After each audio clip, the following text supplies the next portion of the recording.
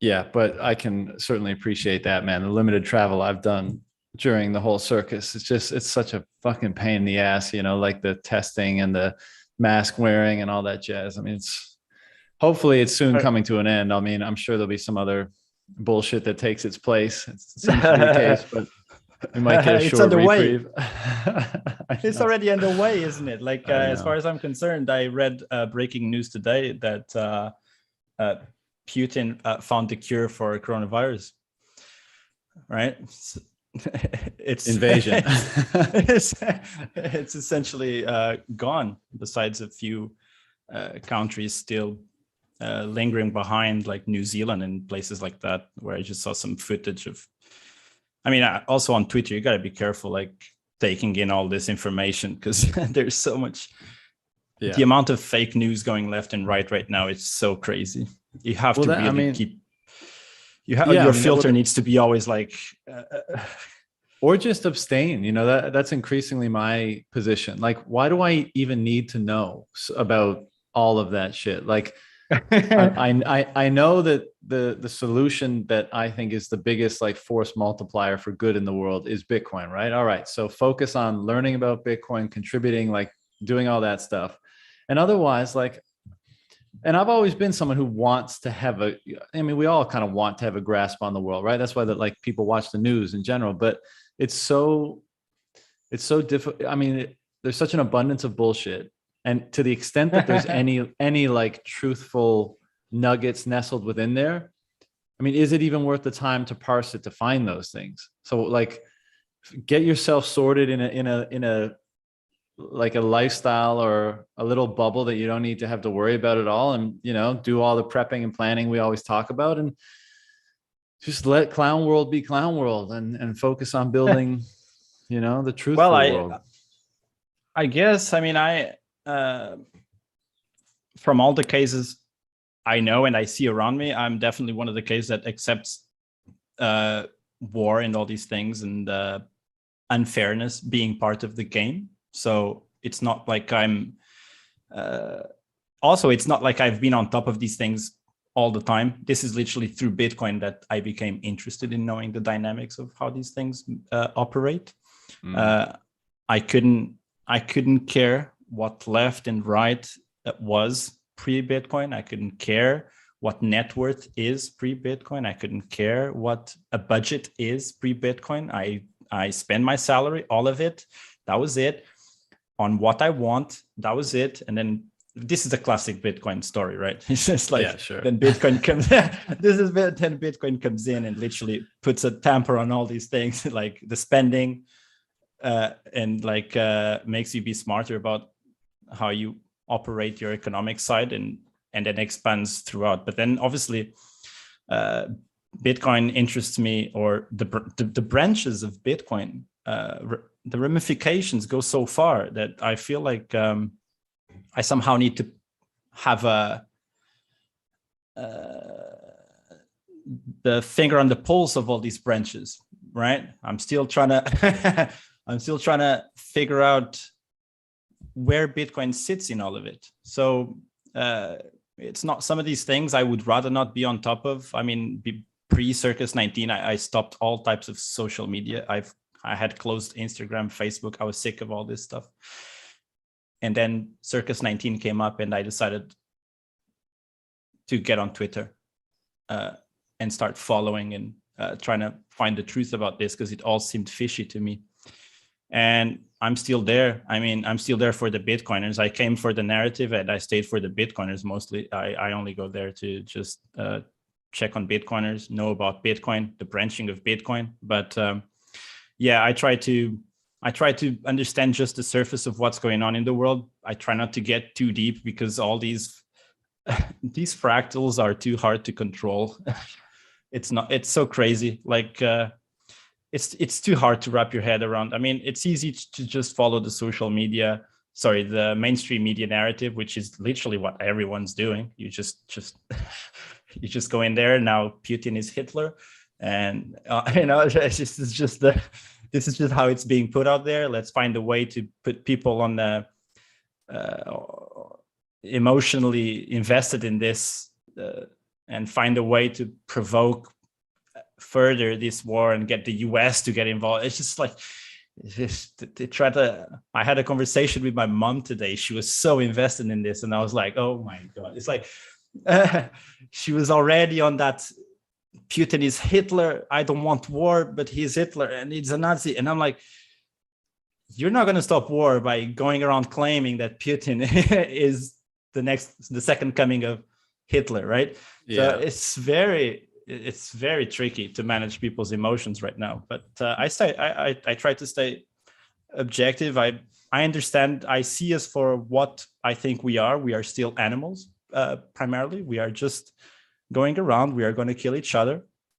The environment changes. When it's effective to kill, we kill. When it's not, we cooperate.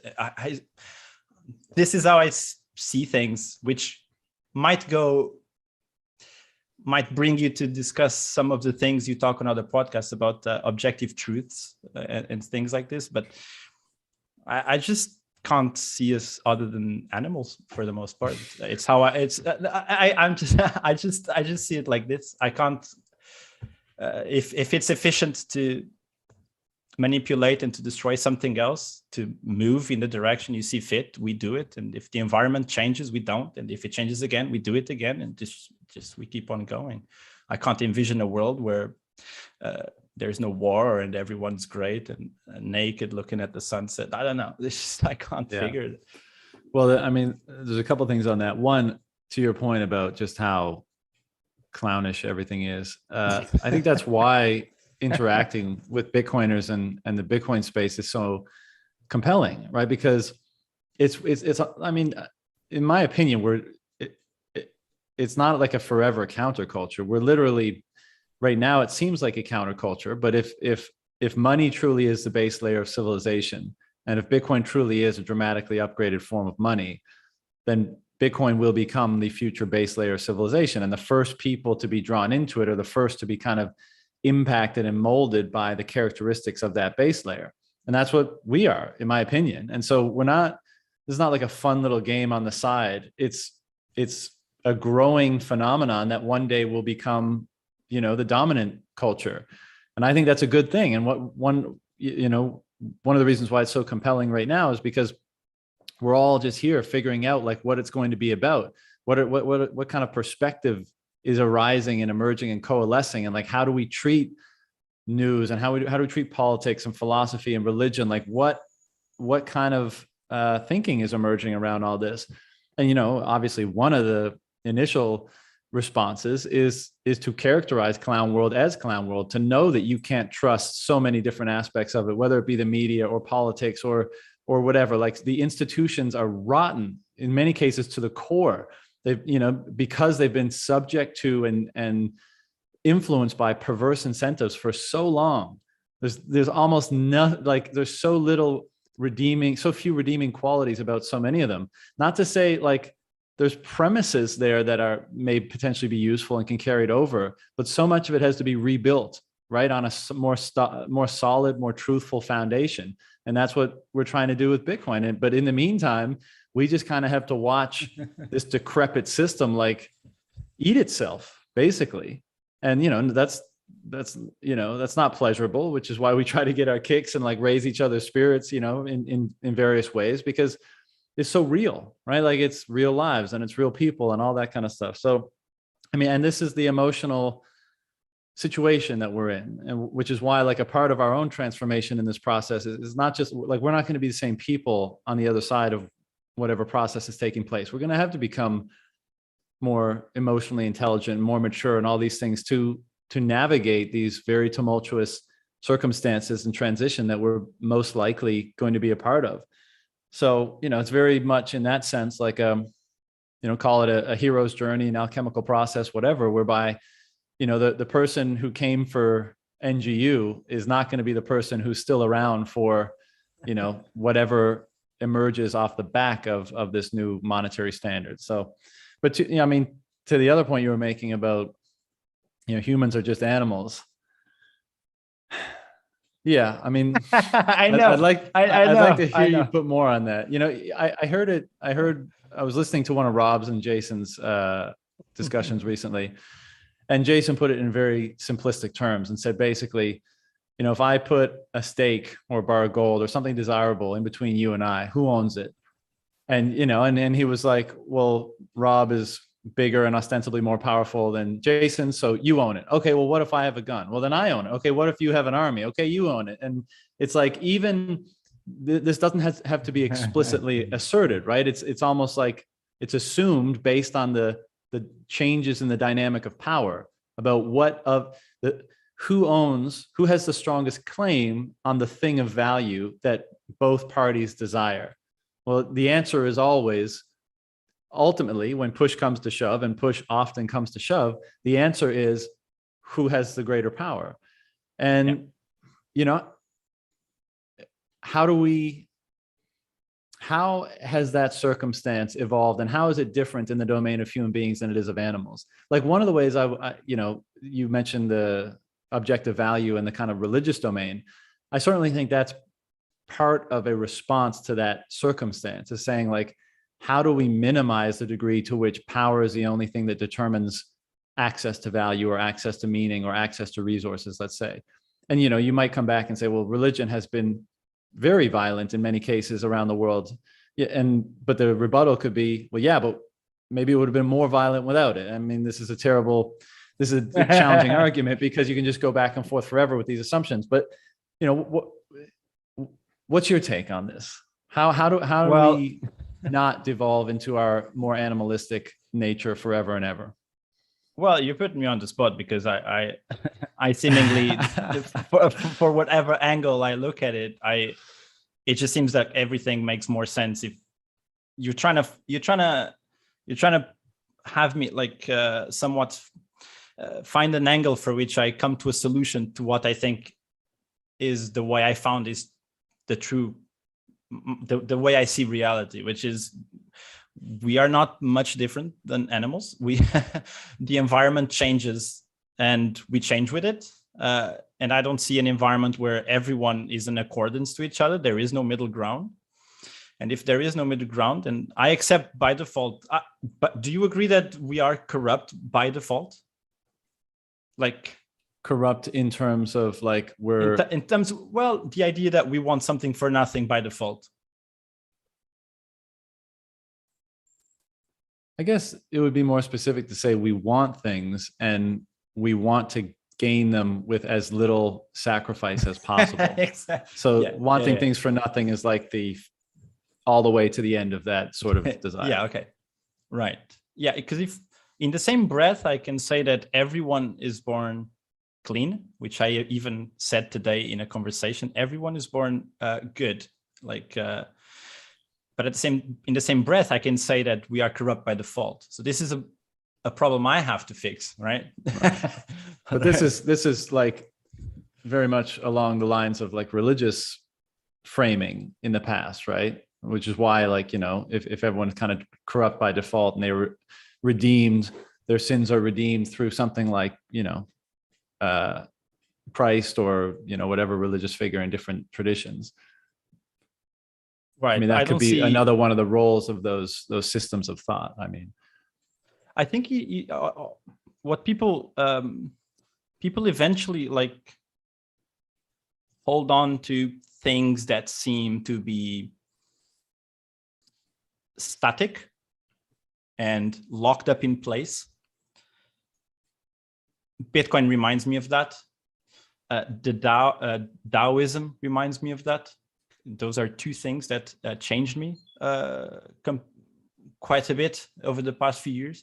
Things that are in place and that, regardless of anything that's spinning around it and damaging and the destruction and rebuilding all over it, they remain the same in the middle. So I think in the same breath that I say everyone is corrupt by default, that same fact, which I think to be a fact, leads for people to chase these things that are locked in place in time, that we all can trust, and they are unchangeable. I think truth is, I guess, the definitions of this thing can vary quite a bit, but I think truth is something that can't be changed, essentially. Would you agree with that?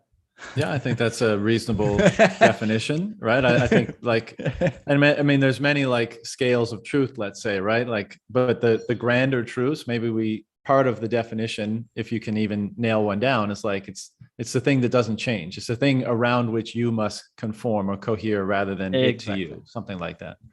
Yeah. So that's the attraction with Bitcoin, is that everyone feels like there's something in the center, faceless somehow.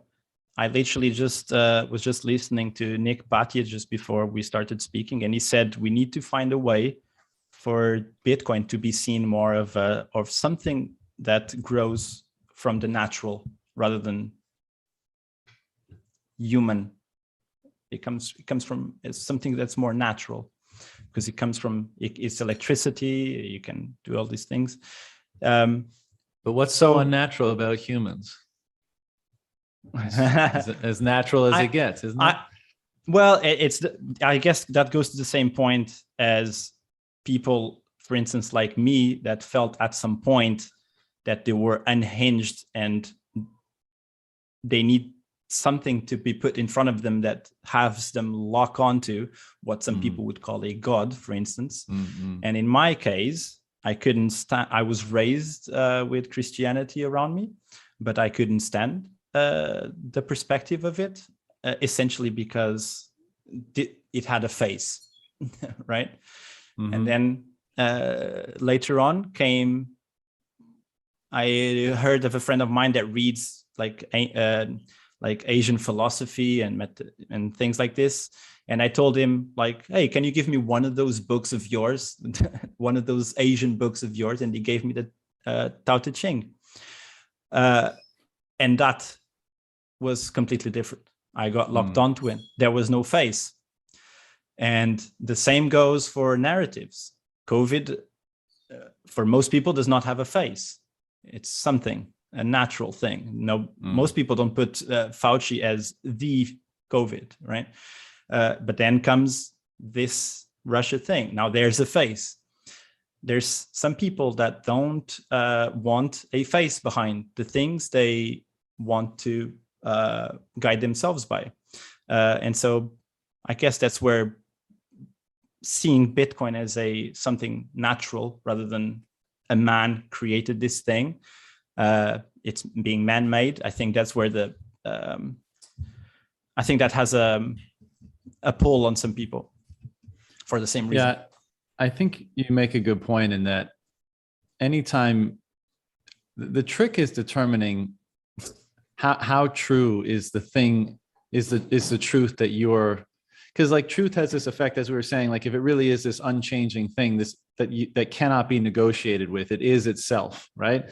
It has that kind of grounding effect on people. Like, as you said, it's kind of like that totem or that kind of certainty that you can ground yourself with. And we want that because, a perspective without grounding is just this amorphous like thing floating around that there maybe is no perspective. Like you need to have a central point around which you can develop a perspective. And I think that's been the purpose or the use of quote unquote truths, assumed truths, let's say, is that they help us orient ourselves in the world. They help us determine the relevance of information. And then we take that information and then we act upon it, and it inspires action within us. And as you were saying all that, we bring up these things like COVID and like Putin and like, what Bitcoin even. And it seems far more the case to me that it's much less those things are fill in the blank, some static absolute thing, but they become repositories for what the meaning we ascribe to them. Now there's like obviously an interplay. It's a two-way street. They instill meaning in us and they conjure up responses and reactions, but we also, through our attempts to understand what they are, ascribe meaning to them. And of course, all the more enthusiastically when the mainstream media barrage and the political barrage and all this kind of stuff enforces the initial reaction we might have, or in many cases even seeds it and completely co-ops that process.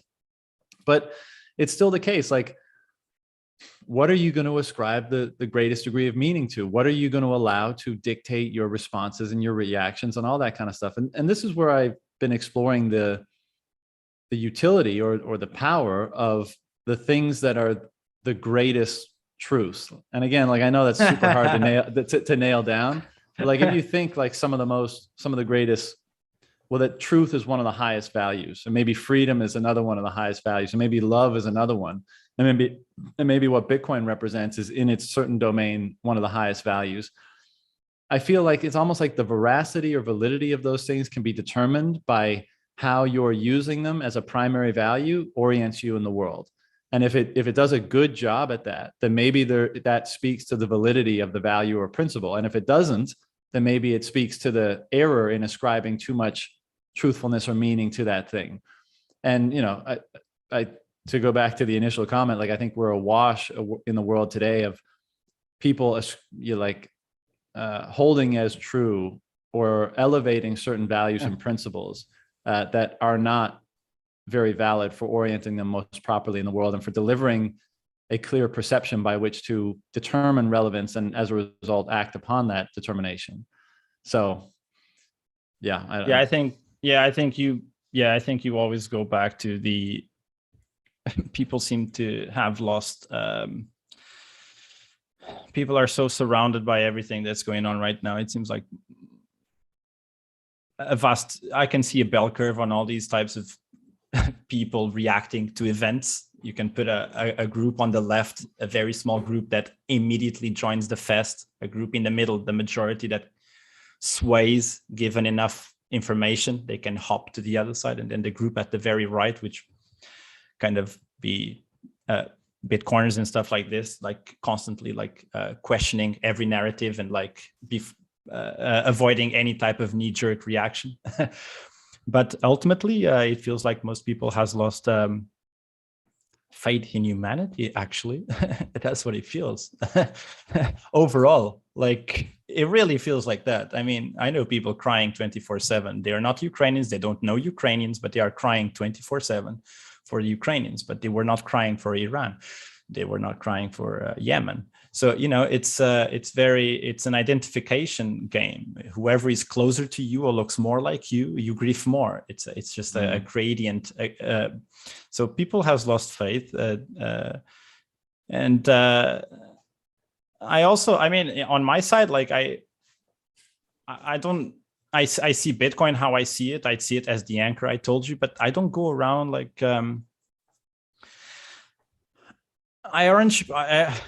this goes into orange peeling. I orange peel people very mildly today. I feel like I orange peel who wants to be orange peeled. I can't. But when you do orange peel someone that wants to be orange peeled, you get a reward from it because they really latch onto it, right? Next day they are buying, they are reading, they are buying the books, they are buying the notes, they are just running with it because they have that thing that you've seen a million times probably, right? It's crazy. It's one of the best feelings you can get. But the others, I have to let them go. I feel I'm not sure. I feel like it's a moral duty to be per se waking up people to my values, expecting my values to be their values. I don't know if it works like that. I don't know if because I see Bitcoin in such way, for some people it's ridiculous to even hear the word in a sentence that Bitcoin could, you know, like it's just you tell some people like, oh, Bitcoin's going to anchor you and just you're going to find this community of people that are, you know, all shredded, you know, and they're all like smart and into history and everyone's eating well and shit. And now and you have the opportunity to join. Like this shit sounds ridiculous, right? But it's a pattern. It's definitely a pattern you see. I'm not claiming this. This is obviously a generalization, but it's a pattern. You can see this thing. People getting into Bitcoin and reorienting themselves. But I'm not sure it's a moral duty for me to be chasing people to give them this truth, because you could probably say like, well, but this could be an objective truth, but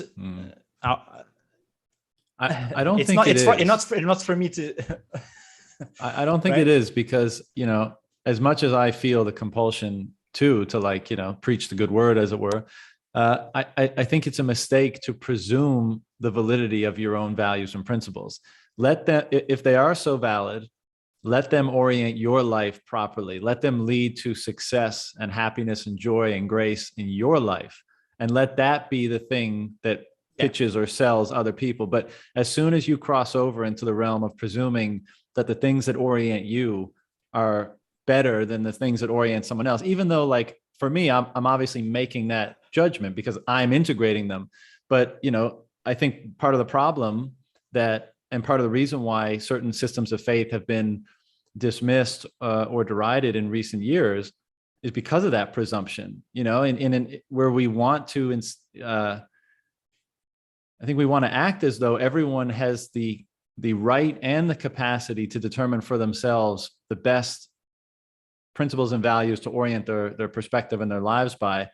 I think it's a step too far to presume the greater validity of mine over yours, and therefore make such recommendations. Like, you can have conversations, you can talk about philosophy, you can make a case for the validity of your values, but like, it's a fine line between making the case and assuming the a greater validity of yours than someone else's and imposing them on them like that. I mean, history is so fraught with things being imposed on others, whether it's, force or political bullshit or vaccine mandates or beliefs. And I think we want to try to get away from that.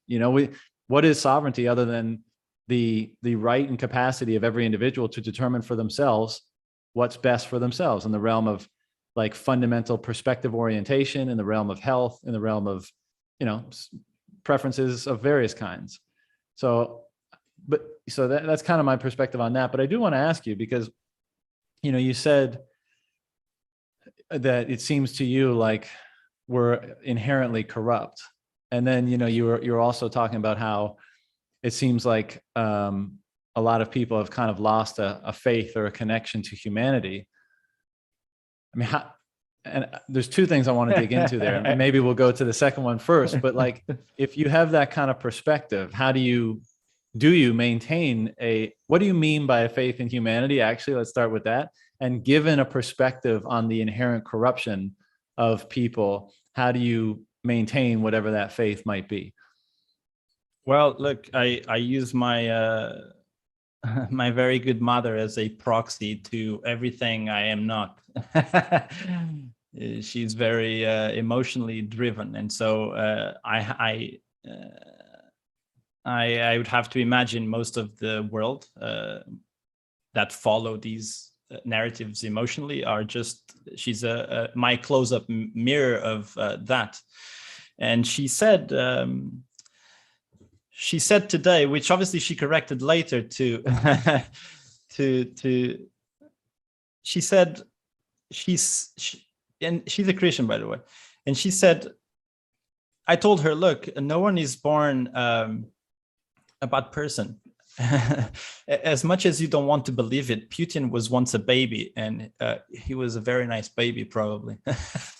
He was just free of all these ideas and conditioning and layers that was put on the guy. Like we have layers of conditioning. Most of us lose perspective to the center of the onion, and most of us, or some of us, I would say a minority, decide to, at some point, unpeel those layers. And that process is what's the most interesting shit you can ever get into. And you have to make the real questions, and you have to give yourself the real answers. And when you do that shit, magic shit happens, and makes this whole thing more interesting. And you start to let go of the unnecessary. So that said, my mom said, as a Christian, that she questions today that people are born all clean. She said this is making her believe that some people are born evil by default, right? And when I hear this, what does this tell me, right? This tell me a group of people, which I believe to be the majority. I see my mother as a reflex of the majority. They lost complete hope in and trust in the other. When you do that, I don't know where it leads, but I think we're finding out real quick.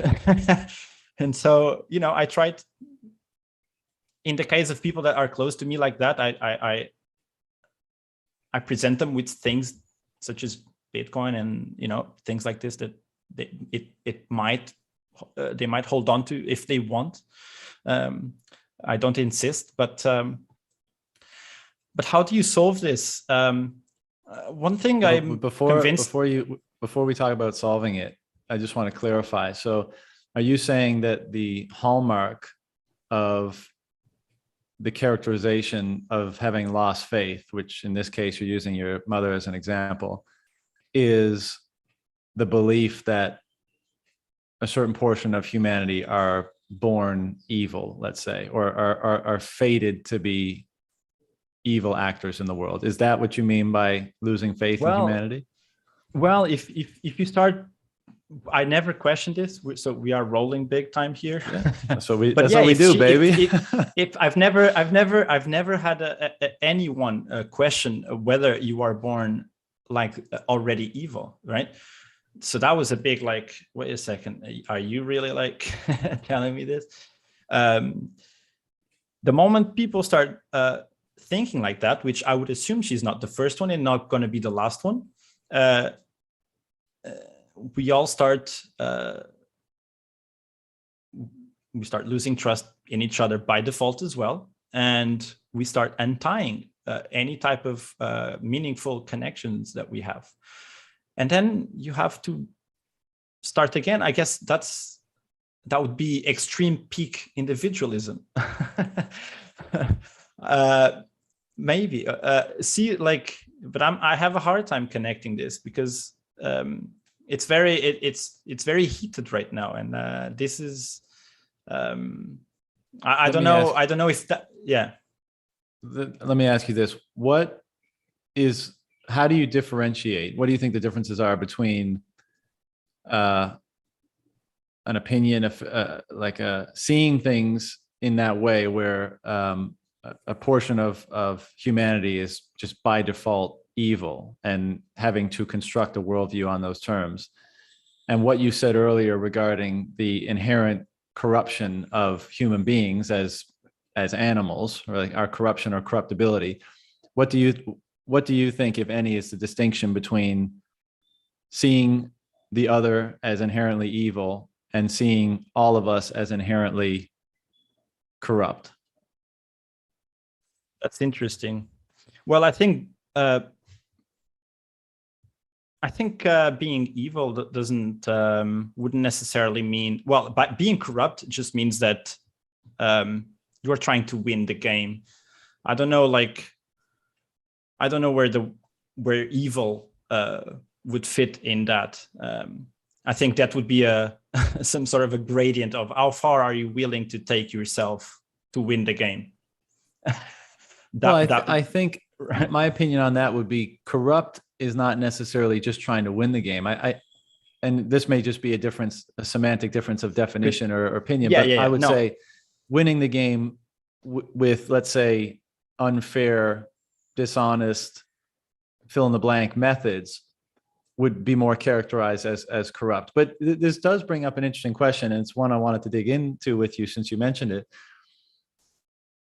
Like, I guess this is what we're doing now, is like, what is corruption, right? So like, we talk about often, and it's in religious context or otherwise, where you kind of need the duality in order for the range and spectrum of behavior to even take place, to even be judged, right? So that to have any sense of free will, perhaps we need those opposites, right? So that we can make the choices. Otherwise, we're just some sort of robotic automata or something like that.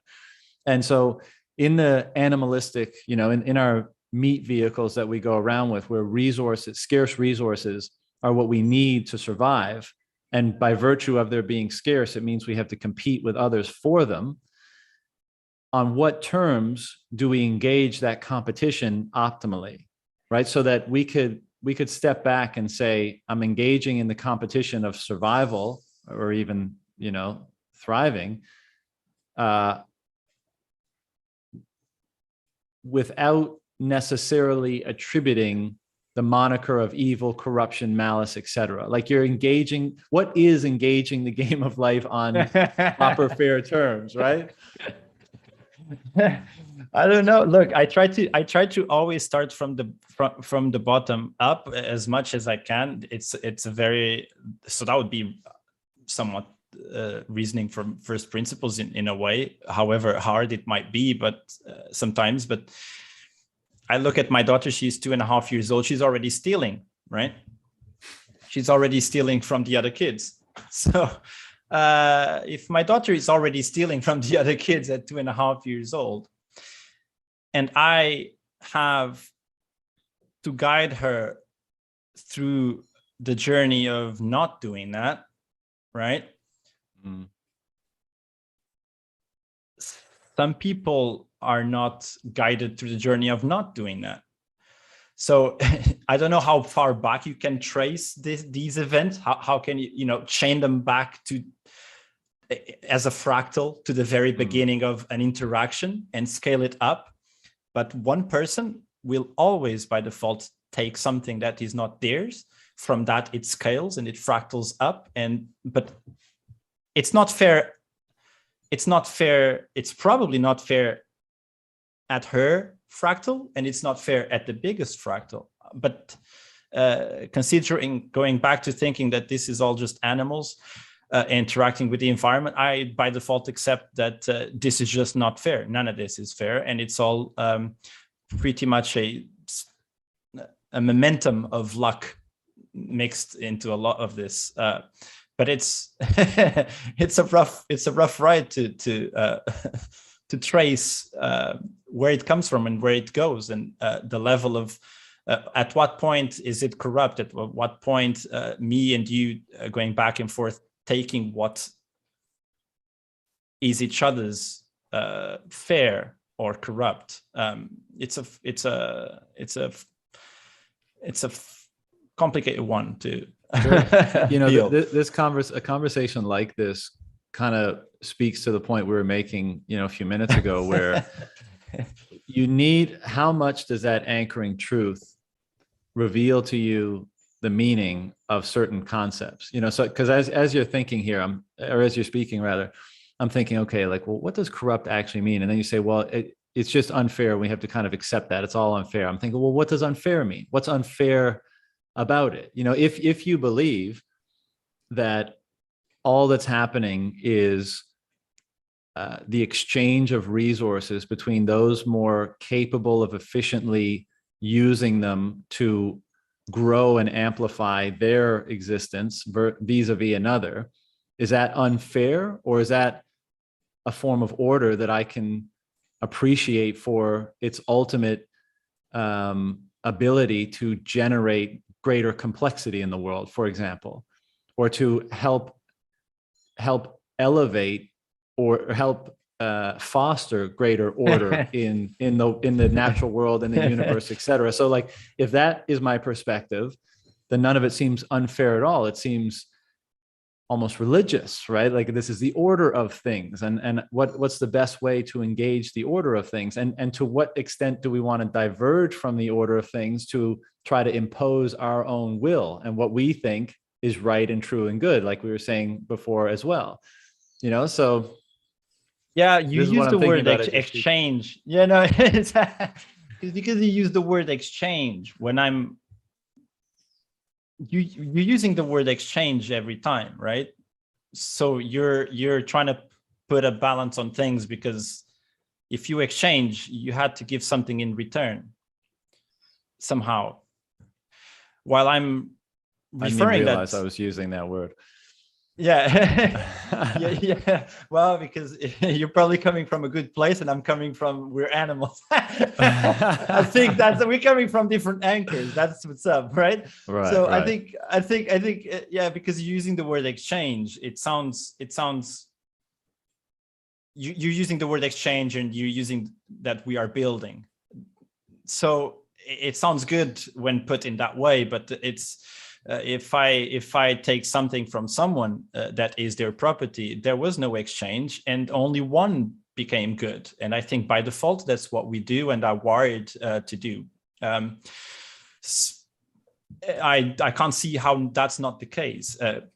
We are born doing that. Then we need to have someone trying to revert that from us, and someone that's probably lived what are the inefficiencies of stealing in society, right? And the consequences.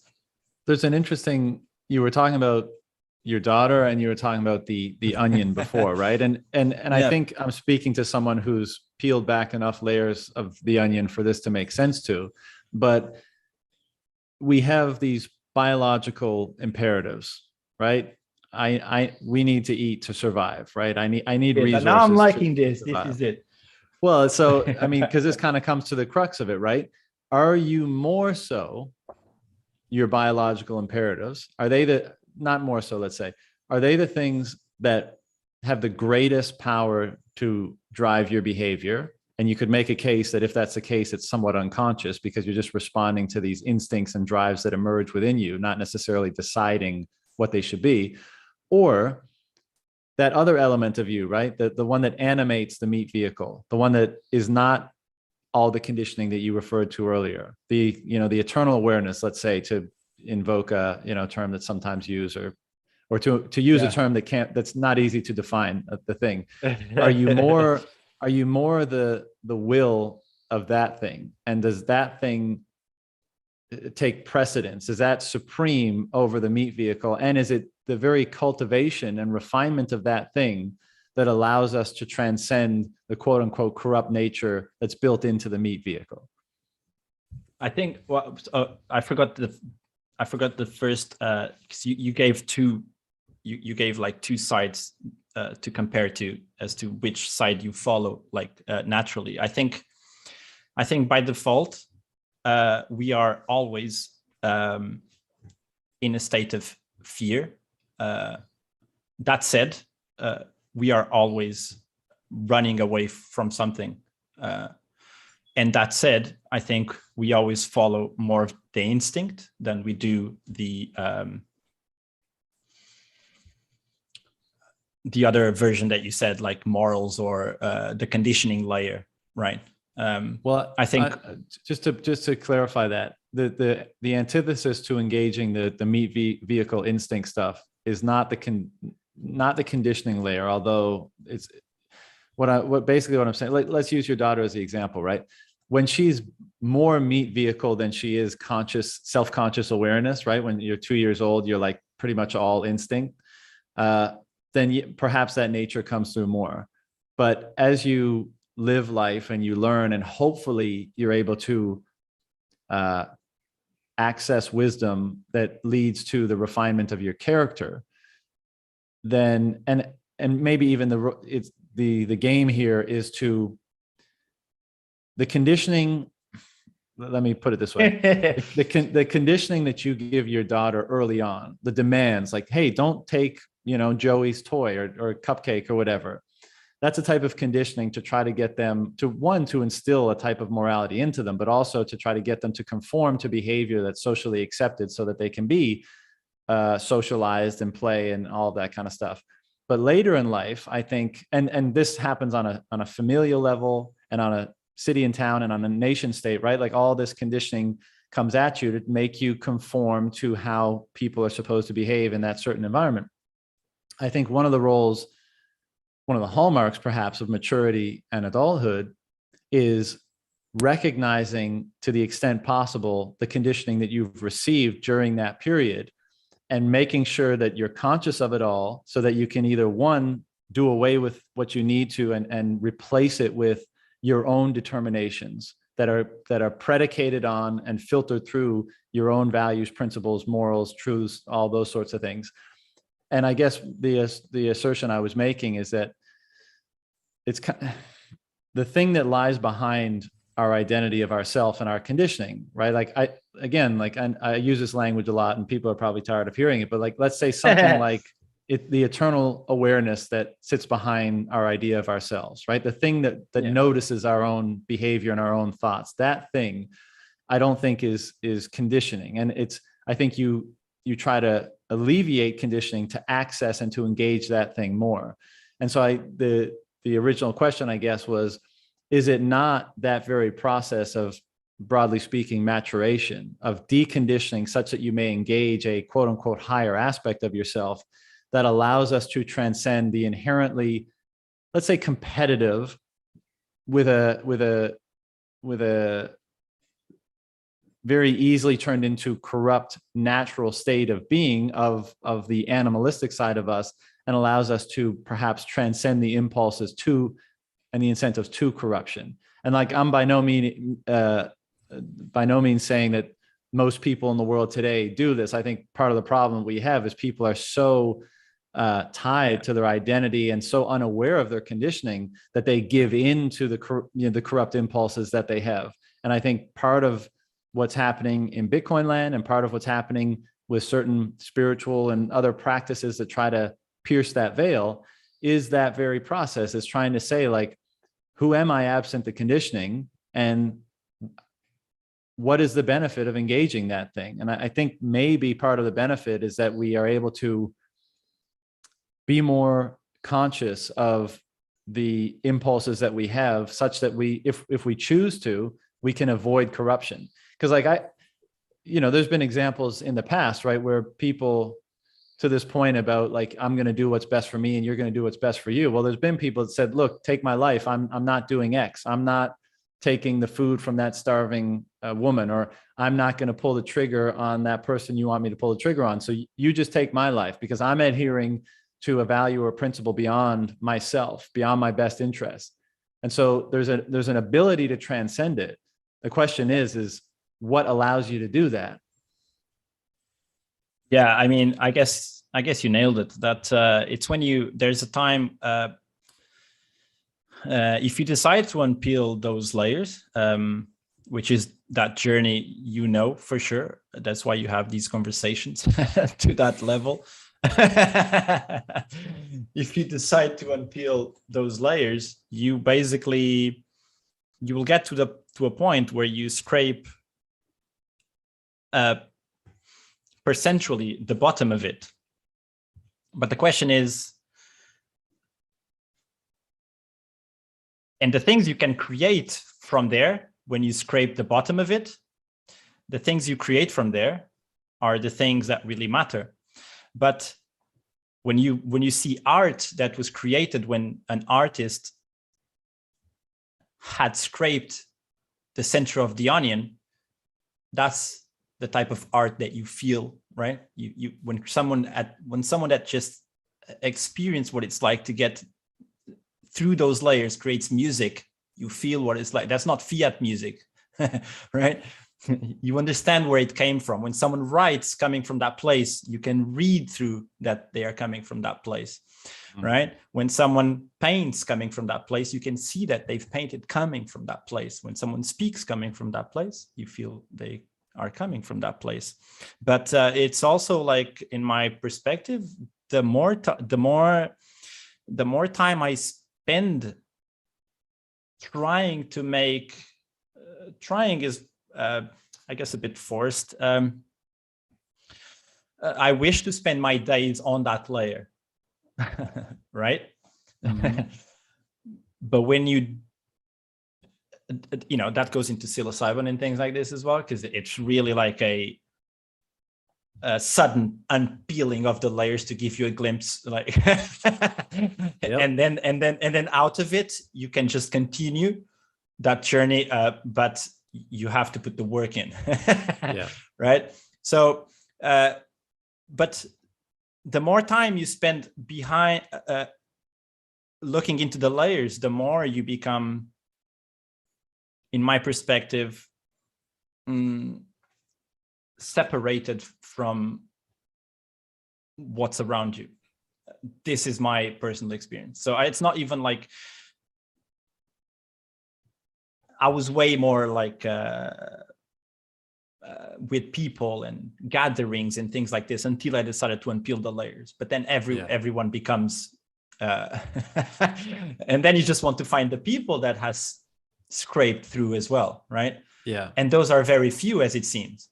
So I think they're more and more all the time. I mean, even before Bitcoin, you know, and I think there's so many things converging, right? Like the internet for transmitting information and how that changes perspectives. And obviously the reemergence of psychedelics and, you know, rationalism and logic, and now Bitcoin, like minds are changing quickly, right? We can avoid using like a woo-woo term like awakening. We can just say consciousness is being updated seemingly at an accelerated pace, right? And in a good way. But, you know, your point about, there's two things I wanted to mention is one of the things I've been exploring is, okay, you've peeled the onion to the core, you know, you felt the core, you know, maybe we can never fully understand it, but you get a sense for what it is. How do you determine action from the core then? Because like when you're with the core, it's almost like you're in perfect existence just by virtue of that. Yeah. And but then when we come back into the domain of feeding and resources and all that kind of stuff and action, well, what kind of action does the core inspire? And one of the things that you said, which I agree, and I think what you were saying about music and literature and stuff like that, it's you can tell when something transcendent is being accessed and communicated, right? You feel it. And I think part of the answer to like, what is right action, what is acting from the core, is refining skills enough that you can kind of open the aperture for the transcendent that is maybe at your core to come through.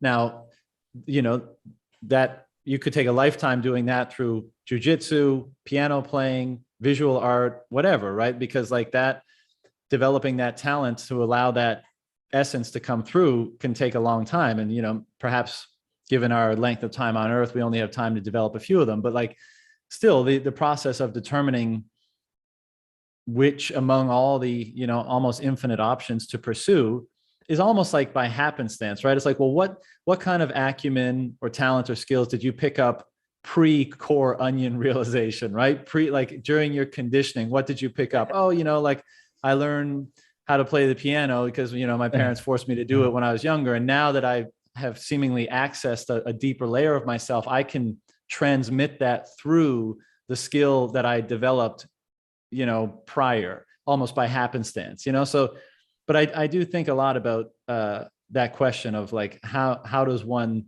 determine right action? But the second thing I wanted to mention about what you said is my experience of like getting to the core of the onion has been the opposite. Like I feel a closeness with everyone instead of fewer people. I know what you mean, right? Like you can't have this. Yeah. We can have this conversation because we've both been there, right? And so we kind of, there's a mutual knowing that allows this to flow more easily. But I recognize in other people now that same essence that constitutes the core of myself. And that's the, you know, during those peak experiences, that's the kind of connectedness that you often feel. And I think the reason for that is because ultimately at the core of all of us, and perhaps all things, is the same thing. And so now, even though like I might really disagree with people and, you know, be very much against everything they do, my faith, or a part of my faith, is at their core, they are no different whatsoever from me. You know, the window dressing is different, but behind it, and that gives me a sense of connection rather than a sense of isolation. Yeah, there's three things here. There's like there's that sentence when you tell a good friend of mine, the same guy that gave me the Tao Te Ching that completely put a 90-degree on what I was doing at the time a few years ago.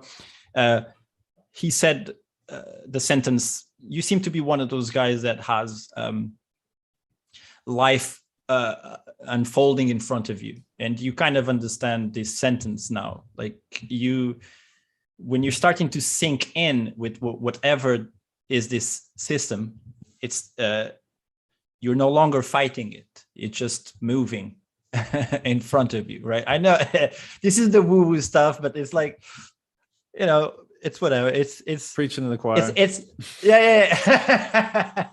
It starts unfolding in front of you. You feel like you're. It's like the moment. It's like the moment I stop chasing work for Hollywood film comes the email for Hollywood film, right? It's this type of thing, and you understand. Oh, there's a thing about this. You're finding a center somehow, and everything is starting to gain a momentum around you, and you're not putting effort into it. Besides putting effort on yourself, really, right? Yeah, that's well said. That right. The thing is, and then there's the thing of when you do the unpeeling of the onion, I've seen two outcomes of it. I've seen the outcome of you becoming better and the outcome of you becoming a worse version of yourself. I would like to think that we here had the good outcome, which is we become more compassionate with other people. That's one of the top things. You become more compassionate with other people. You understand that they are not in control of themselves for the most part. But some people come out of this with the idea that now they know more about other people than those other people know about themselves. Right? So this is two curious.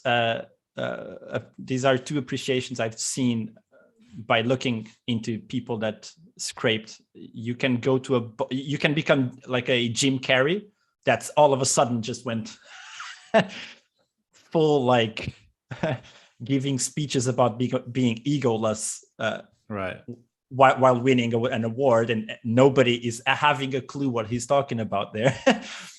Or you can become the person that, oh, look at all these idiots, they can't see the truth, right? So on my side, I just feel like everything became the same side of you. I became more passionate about people. The layers of conditioning start to come out. I was very uncompassionate. You got to be honest, right? Sure. Just a glimpse, so you know why I probably see the world this way.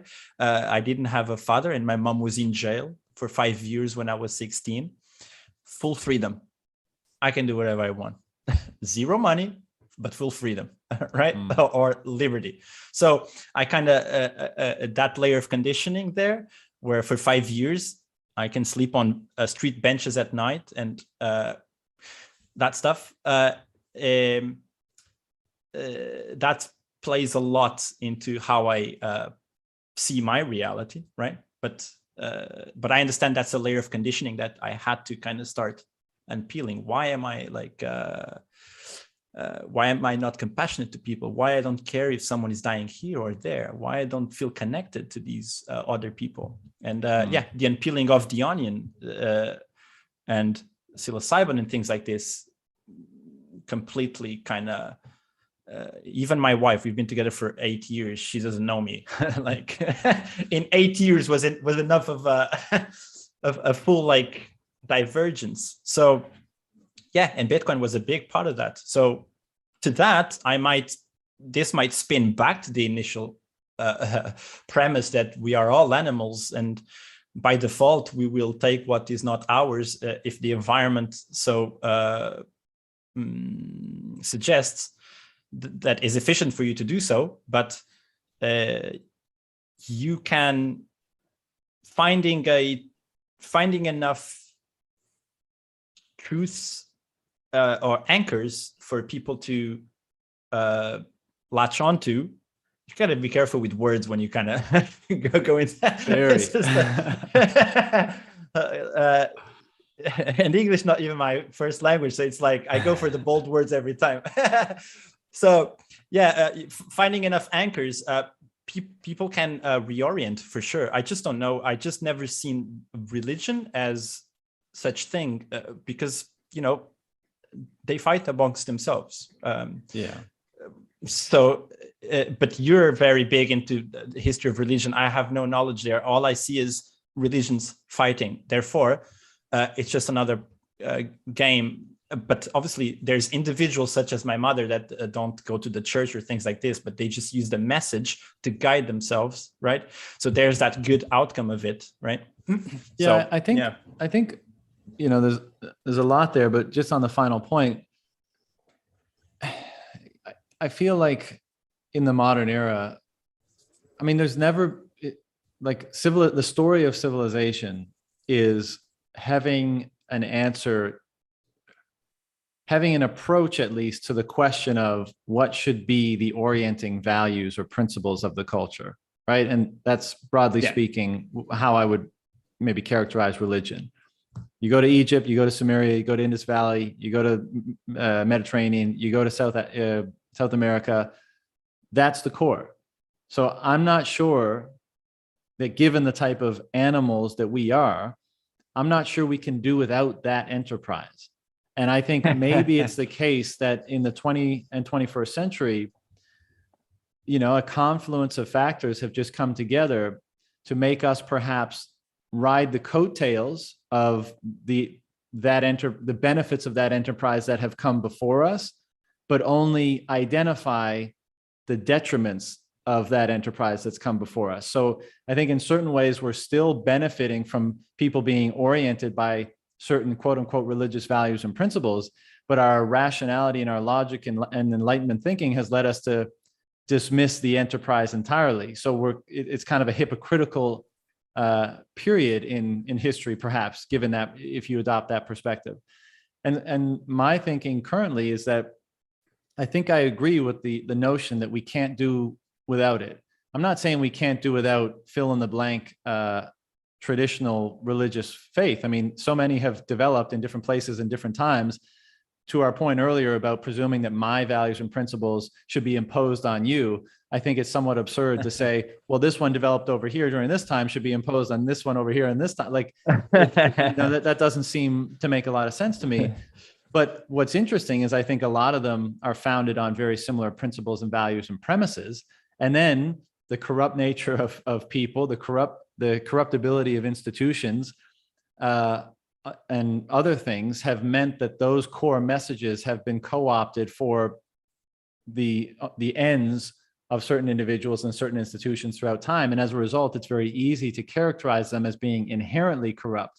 And maybe the institutional component is, right? But it introduces the question, how do you communicate? Well, this is a very interesting question. How do you communicate knowledge? But more importantly, how to communicate the highest value and values without imposing things on other people? And, you know, enter from stage left Bitcoin. What is Bitcoin but the ability to pristinely communicate value to other people, absent like imposition of dogma, let's say. It's just a pure means of communicating, because, you know, how we act is the greatest reflection of our values, right? The things that we were discussing before about, like, well, what most orients you in the world? What most determines your action? If I don't give a shit about you and I don't value your life at all, if someone says, hey, you know, shoot Higgs and I'll give you $20, I'll be like, cool, bang, I got $20. But if my values dictate that your life has value and tremendous value, and maybe so much value that there's nothing that you could possibly offer me that would lead me to taking your life in, you know, having your life come at the, having my benefit come at the expense of your life. Well, that speaks to certain values. And when we act and when we spend money, because that's basically action, right? I'm buying a coconut, I'm doing this and that. Then if we do so in a means that preserves, without introducing any other information, those values, then even though they're not explicit, of course, right? Like you can't interpret them for a semantic or an explicit value, but those values are being pushed out and permeated into the collective of people that are using the same value transmission rails, right? I.e. the Bitcoin network and Bitcoin. And this is why I think it's so interesting and perhaps so important that what's occurring here is very much an individual process of refinement. You said it earlier, like not to paint with too broad of brushstrokes, but there seems to be a pattern of individuals refining themselves and trying to get better, even if they define better in their own terms, which they should, right? And as a result of that, those more refined values keep permeating out into the network through the means of communicating those values, which is the money. And I just feel like over time, that process will cause the emergence or the coalescence of the highest values being most highly held in highest regard and most rewarded by the market, because it's hunting for those values, and those values are through every person's actions, they're making the case that they value them more than lower values. And so the market will over time, I think, identify that and reward it when it sees it. And you play that forward long enough, and you have this really interesting like symbiosis between the individual and the collective that they're a part of, and the collaborative discovery of what the highest values are and how much, and that's what dictates behavior. So it's this, rather than what we have today in fiat land, which is a negative feedback loop, where like the lowest values are increasingly rewarded, right? The more corrupt you can be, the more dishonest you can be, the more gain that you can derive.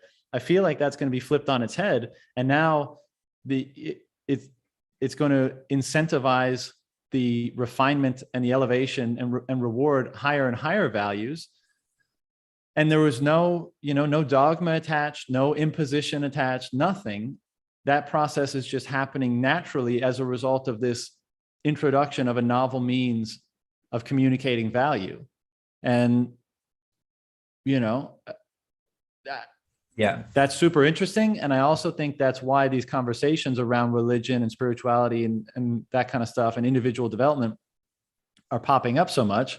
And I recognize that like I'm part of the force that's making them pop up, but because it's starting to become more clear that sort of a thing is happening. And we're also recognizing, this is a great example, and then I'll shut up and give it over to you. But we talked about the Bitcoin community before, right? And like how that's where we want to hang out, right? We don't want to really engage in clown world. We want to hang out on Twitter and on podcasts and conferences. Yeah, but think about it. What values are starting to emerge within that group of people that are elevated and rewarded? Honesty, being genuine, being sincere, providing real value, speaking truthfully. Like that's obvious that these things are emerging as elevated values within that group of people. And so again, I mean, that puts pressure on everyone who wants to participate in that group of people, in that collective, and maybe even like increase their participation in it, to develop those values within themselves so that they can actually express them truthfully rather than, faking it. And of course, this group of people seems to be pretty good at identifying people that are faking it. But just long-winded way of saying, like there's this back and forth between the refinement of what I would say are some of the highest values and the discovery of them and our ongoing process, the communication and rewarding of them, and that just ping-ponging back and forth every day incessantly. I feel like that's going to really help us. That's going to almost like the religious enterprise itself that we were referring to before, that's central to every civilization, but it's in a way that almost can't be corrupted by an intermediary institution because nobody is dictating it. It's just happening. Yeah. And that's super fucking exciting.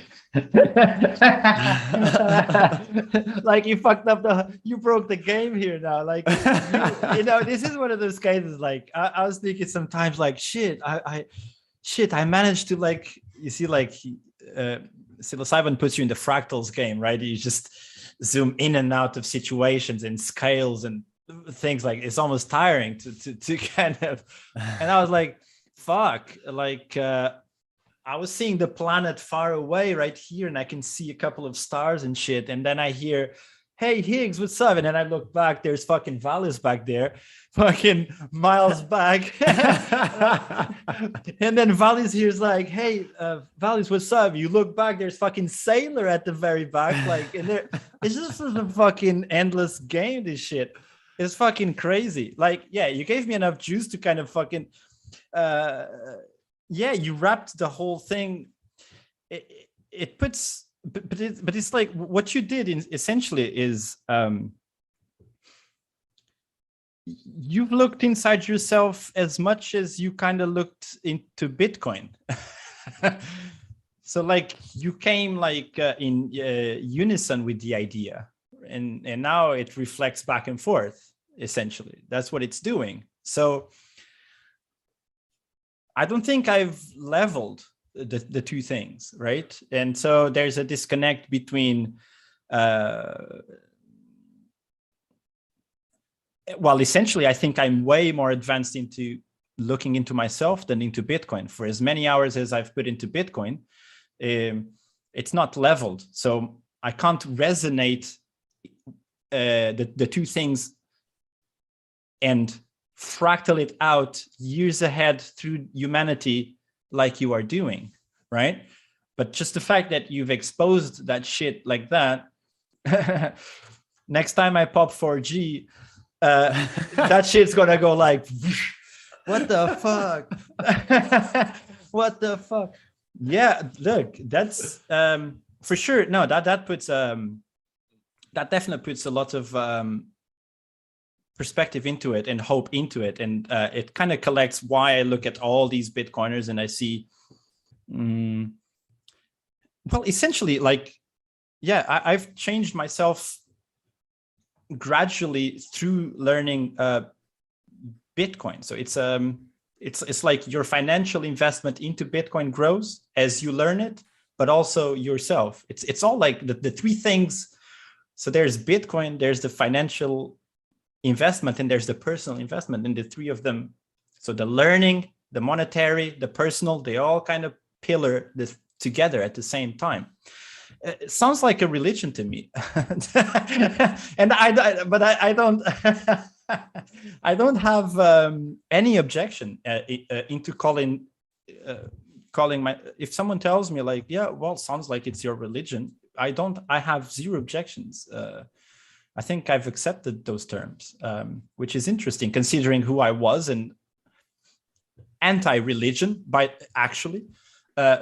because of lack of knowledge and wisdom and things like that. And now I accept that I have found something that if people tell me it's my religion, I say, yeah, for sure, it's 100%. I mean, I have a picture of fucking Satoshi back there. I could point my camera there. Fucking. So, you just... only you know how much something has given to you, and people are quick to judge, right? So without walking the walk and checking for themselves how much something can change you, right? Totally. And religion has so much baggage, right? Maybe we end up doing away with that word, but like if someone instead might say to you like, well, you seem to have found like an ultimate source of meaning, or you found like your own search for the things of greatest meaning, call that religion, right? And maybe you can find them in many places, as you were saying, right? And I think that's actually part of the dynamic that's playing out here. And we could even go back to what we were saying about how do you determine right action, right? Let's say you have this like mystical Godhead sort of experience, and then you get shat back out into the normal world, and it's like, what the fuck do I do here? I think part of the phenomenon that's happening, both in terms of Bitcoin resonating with people like you and I and many others, as well as determining the things of greatest meaning by which we can orient ourselves by, and what we should actually do in terms of action and behavior in our life. It might just be the case that like there's an attraction between these same principles when they're found in the greatest density, let's say, in different areas. So if we had those transcendent experiences and we come to realize like the extreme value of truth or freedom and liberation, right? Then when we see those, let's just use those two as examples right now. When we see those two values or principles so so intensely represented or so abundantly represented in other things, we're going to identify it and be drawn to it because we've already recognized in ourselves that those are some of the most powerful, valuable principles to orient ourselves by. So I look at something like Bitcoin, and I mean, those two principles, truth and freedom, individual liberation, are Bitcoin permits those two things, or Bitcoin propagates one of those things and permits the other to a greater degree than anything that's ever come before it, as far as I can tell. And so naturally, if those two things are already elevated in your mind, you're going to say, holy shit, this thing has a lot of those things in it too. So you're going to develop, an attraction is going to happen almost absent your intention. And then about the point of like how to determine right action, I mean, I don't have an answer to that, obviously, but I think one of the guideposts that might be helpful is like, in what areas do you see the truth being elevated? Do you hear honest speech? Do you see virtuous character? Do you experience the greatest joy? Do you feel the most free and liberated? Well, wherever in your travels and daily life you might find those things, perhaps it makes a pretty good deal of sense to pursue those things. Like if you don't know what your quote unquote purpose is supposed to be, at least you know, well, those are the principles that I feel are most valid to orient me by, and which I've already ascribed value to in two other domains, just for the sake of this example, both myself and something like Bitcoin. Okay, well, if I find those things on the road, I'm going to lean into them. And maybe that's the way you discover how to manifest right action from an identification of those highest values and principles internally. And then, as you were saying before, life kind of unfolds in front of you rather than having a set determined objective off in the future and not really caring about what the road to get there is. Because of course the pitfall is maybe you get there and you're like, oh, this is what I expected at all. But if everywhere along the way you're aligning with those things that you already hold in the highest regard, maybe you'll end up where you're supposed to, in some sort of fatalistic way. Yeah, like, but would you, like, this is a little bit of a side, but does it feel to you like it feels to me that the new generation is letting go of traditional religion? Because this is very totally. Right? And what's left? What are the options left for those? Is it science? Because it seems like science is science is politics today, right? And we know clown world has literally it just feels like that's one of the problems. For as much as religion had its own negatives, as we spoke, and it can create conflict if people try to impose their ideas on other people. It seems like if you run, it seems like it is an option that if it's missing off the table to a generation, it can lead individuals astray. And I don't know what's there to substitute it. Of course, this is exactly why you feel morally right to expose people to Bitcoin, because it's a faceless and it's there for you when you need it. You can't change it. It changes you, all those things we know. But what other options are there, considering that people do need that guiding star? That's the thing, right? And I don't know what's out there. If I didn't have Bitcoin, I'll just keep doing my thing, right? I'll just there was no locking in place thing, right? Yeah. Well, I totally agree, and I've spoken to enough Bitcoiners at this point that I can confidently say, a lot of people felt incongruent with the world that they were confronting.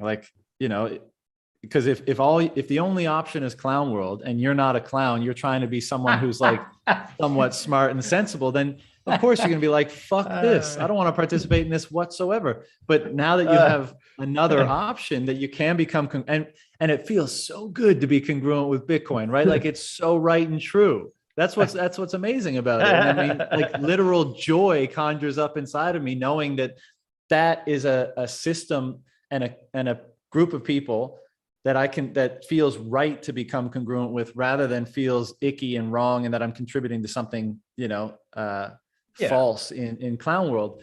But to the point about like what's happening these days, I think we just need to swap out religion, because you say like, well, do you think religion is becoming less popular? Yes, of course. But do you think it's less popular for people to have a highest source of meaning and orientation? No, I think it's inevitable. I don't think you can swap it out. So, and this is the one of the points I make in the written piece I recently put out, is like, it's fine. You can do away with religion if you like, and more power to you, because there's many reasons why you might do that. And, we've already discussed how they've been corrupted and all that kind of stuff. But you got to recognize that there's something will take its place. It doesn't seem possible to me to not have an orienting meaning. You may not be aware of it. It may be subconscious, and that's very dangerous, right? This is the conditioning we were talking about earlier, and this is why, so many people in clown world get the zombie moniker, because they're just walking around like, okay, you tell me to think this way, I'll think this way. And so it's really important to be aware of it, but I just don't think you can't have an orienting meaning, like the highest source of meaning that orients you in the world. And so let's just say that like that enterprise is ongoing, and maybe we're entering the next stage of the evolution of that, where because of this global culture, all the ones that were developed in disparate places throughout history, much wisdom as they do have, and we should try to retain it, but also not fit for, first of all, they've corrupted themselves too much, but also not fit for what is now like a global consciousness. And so in the enterprise of determining the most valid orienting meaning, what should it be? And I think that's largely been what we've been discussing in this conversation, is like, we're trying to, in some ways we're being wrapped up in that. Like, as I was saying, like we're just, sometimes it's unconscious how these highest principles that we may have discovered in one domain, when we see them represented in another domain, there's a natural attractiveness there. But of course we still don't know. Like, so I think that's why it's so important just to participate in this process as humbly and genuinely as we can. And we'll see, like the truth will emerge over time. If we try to impose the truth on ourselves or on other people, I think we wind up in the same bad place as we did before. And the final point on like you characterizing, the young people today, let's say, as not being religious, I agree. But there is a growing contingent within Bitcoin that seems to be adopting or readopting like Christianity. And I can very much understand why. And again, like there is so much wisdom to be derived from that system of faith. But I mean, it's clear at this point to anybody listening that like, I think another approach may prove more fruitful long-term. And like, that's blasphemous in the extreme if you are an adherent to that faith. And so I apologize to those people for whom that's true. But yeah, I mean, I think we're at the very tip of the spear of time, right? We have all of history behind us, and we have all of the future ahead of us. And so many interesting things are happening and converging. Just like, it seems like, well, determining the most valid values and principles to orient ourselves by, and determining where we derive the greatest meaning, is just as important an enterprise as it always has been. And I think as a result of that, it may be the case that this whole Bitcoin thing, like as you were saying before, a new monetary standard for like a more peaceful, prosperous culture, absolutely. But it's starting to seem to me like maybe there's even a bigger revolution like around that. So yeah, we shall see. Yeah, I think where you get I'm always laughing because the term clown world is just it's just so appropriate. It's just I can't it gets me Have every you not time. heard that before? Well, no, I do like it, but it's just it gets me every time. It's just a Circus Yeah, it's 19 perfect. clown world. But Yeah. it's clown world essentially looks like the reflex of the points we've just spoken about. It seems the reflex of a generation that has nothing above them to look up to, and are at the same time afraid and conditioned to not look inside. So it's a trap in the middle where you are being put in a position where you are forced to find an entity to look to quick that can solve your problems today. And when you do that, you look up and there's a government, essentially. And that's how you get the outcome of the past 3 years. So yeah, I just hope you are right. I hope, but I can see how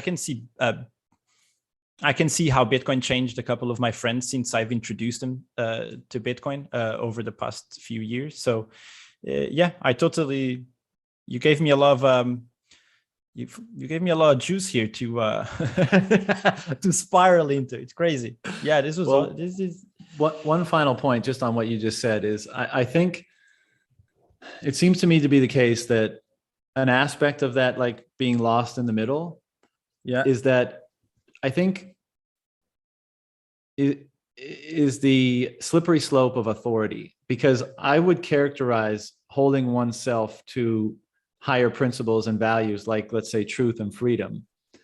I would say, I think it's easy to characterize them as being your authorities, because I'm going to subordinate myself to those principles because I'm going to use them to determine my action. They're going to act through me. So they are authoritative in that sense.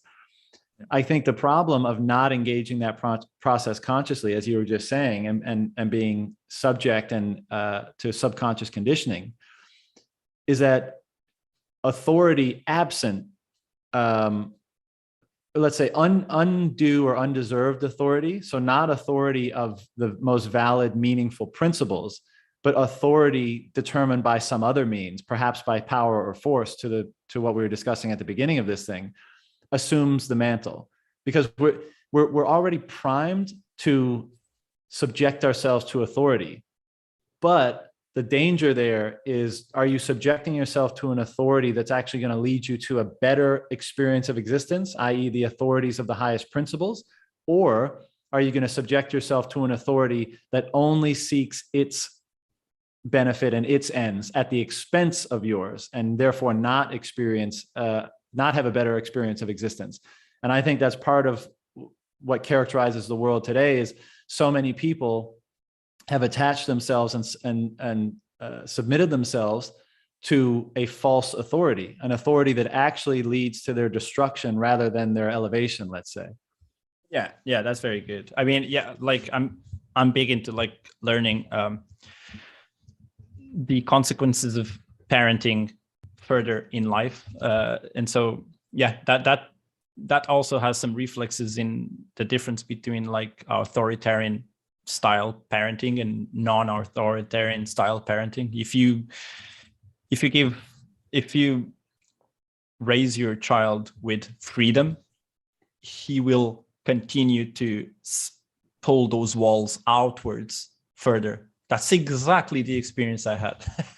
I mean, I was forced into that experience because my parents disappeared, but it's the continuation of that. The walls just keep going outwards, right?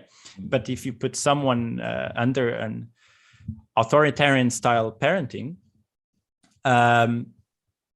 where the walls are constantly around you, you will always look for the next person to place those same walls around you. And the closer they are, the better, because you know the sandpit on where you can play.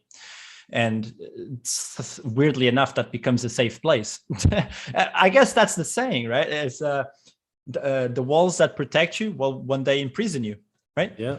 I mean, It's this is the It's the eternal, balance. I'm a big Peterson fan, but like this is kind of chaos and order, right? Like the order of established culture is that there's grooves, there's certain paths within the maze that that you can use and be safe in using, and they can be helpful.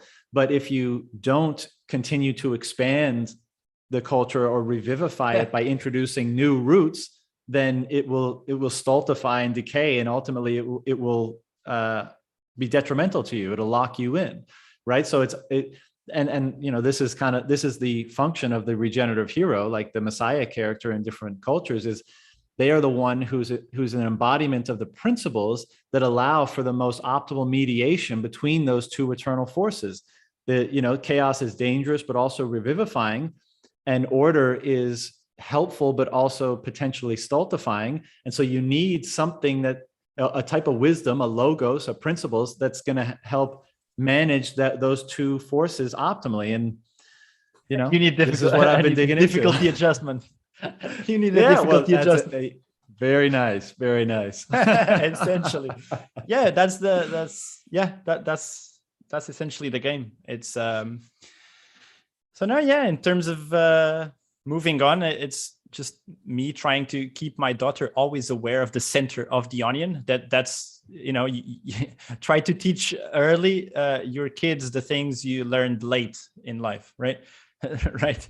As soon as you learn late, you pass it early. I think Save Your Sons on Twitter posted this quote, and so sometimes my wife thinks I'm a weirdo because I'm trying to put some principles on her. She's 2.5. She wouldn't even understand like anything I'm trying to do here. Like essentially, if she finds me meditating or something like that, and I try to put her to meditate, she will open her eyes and laugh at me. Essentially, what's happening here is she's laughing at me trying to become her. And it's fucked up.